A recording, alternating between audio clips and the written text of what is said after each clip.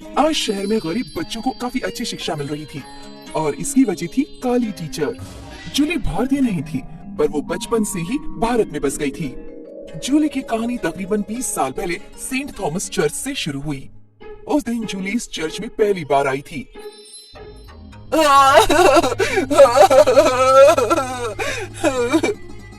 जूली बहुत रो रही थी। सिस्टर, इसका नाम जूली है। अब इसके खानदान में कोई नहीं बचा जो इसका ख्याल रख सके। हमने आपसे इसके बारे में बात की थी। जी जूली, मैं यहाँ की हेड सिस्टर हूँ। आज से हम तुम्हारा खानदान है। चर्च वालों ने जूली को अपना लिया और वहाँ जितनी भी सिस्टर्स थी जूली का बड़ा अच्छे से ख्याल रखने लगी। वो उसके साथ खेलती, उसे कहानियां सुनाती और उसे खुश रखने की कोशिश करती। पर जब भी जूली चर्च के बाहर निकलती तो लोग उसका मजाक उड़ाया करती थी। अरे रे, ये लड़की तो कोयला तार से भी काली है। ये सच में इतनी काली है या जलकर काली हो गई है?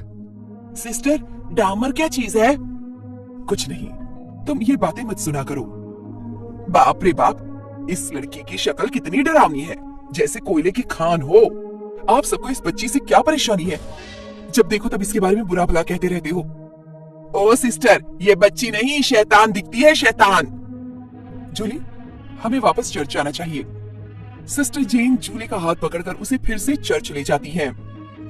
वो सीधे जाकर हेड सिस्टर से मिली और उन्हें पूरा वाकया बता दिया कि आज बाजार में क्या हुआ था। सिस्टर, समझ में नहीं आता कि लोग जानबूझकर जूली के काले रंग को लेकर क्यों मजाक बनाते हैं। बेचारी बच्ची, वो कितना बर्दाश्त कर पाएगी। आज से तुम उसे बाहर मत ले जाया करो। मैं नहीं चाहती उसके दिमाग पर बुरा असर पड़े। ठीक है सिस्टर। पर जूली तो इस बारे में ही लगातार सोच रही थी और शीशे के सामने खड़े होकर खुद को देख रही थी। आखिर मेरा रंग इस तरह का क्यों है? क्या मैं सच में शैतान हूँ? लोगों की बातें धीरे धीरे जूली के दिलो दिमाग पर असर करने लगी। उसे उनकी बातें चुभने लगी थी। जूली अब दिन भर घर में रहकर पढ़ाई करती। एक दिन चर्च में किसी बच्चे का बर्थडे सेलिब्रेशन था। काफी मेहमान आए थे। जूली भी खुश होकर उस बर्थडे में पहुंच गई। लेकिन जैसे ही जूली वहां पहुंची, लोगों ने उसके बारे में बातें करना शुरू कर दिया। कितनी काली है ये। आपको ऐसा नहीं कहना चाहिए। गॉड की नजरों में काला गोरा सब एक समान होते हैं। जूली, जाओ तुम दूसरे बच्चों के साथ खेलो। जूली बच्चों के साथ खेलने के लिए गई, पर वो बच्चे भी उसका मजाक उड़ाने लगे और उसके काले रंग से डरकर उससे दूर भागने लगे।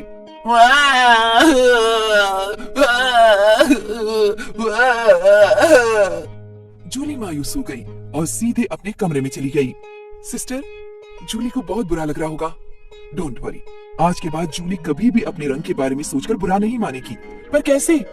देखती जाओ। हेड सिस्टर जूली के रूम में गई। ओह जूली, मैं जानती हूँ तुम नाराज हो। जूली अपने आंसू पोंछने लगती है। लोगों की बातें सुनकर किसी को भी बुरा लग सकता है, पर मेरे ख्याल से तुम्हें अपने रंग के बारे में नहीं सोचना चाहिए। रंग से कुछ भी नहीं होता बेटा। अगर रंग से कुछ नहीं होता तो लोग मेरा मजाक क्यों उड़ाते हैं? क्योंकि वो सिर्फ तुम्हारे बारे में नहीं जानते, तुम्हारी खूबसूरती को नहीं समझते। वो सारे ही बेवकूफ हैं।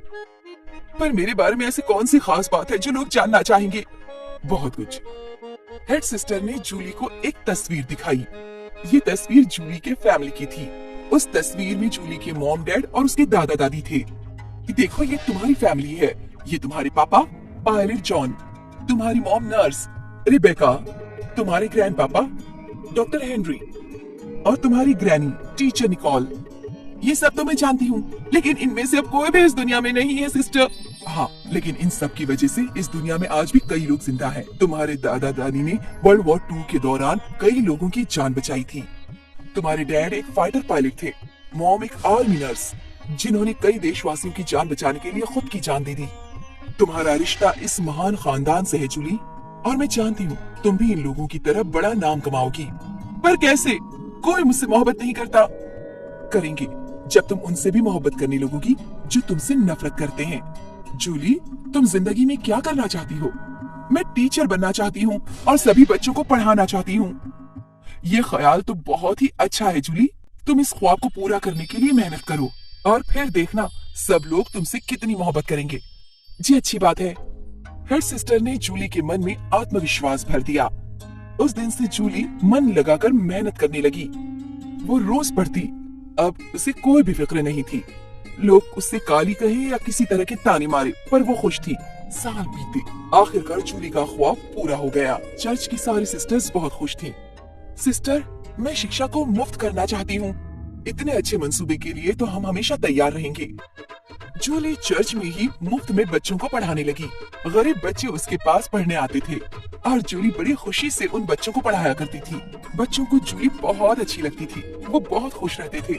साल बीतते गए और जूली के इस मुफ्त की पढ़ाई के मंसूबे के लिए लोग उसे पैसे देने लगे। उसी डोनेशन से जूली ने एक अच्छा सा स्कूल खोल लिया।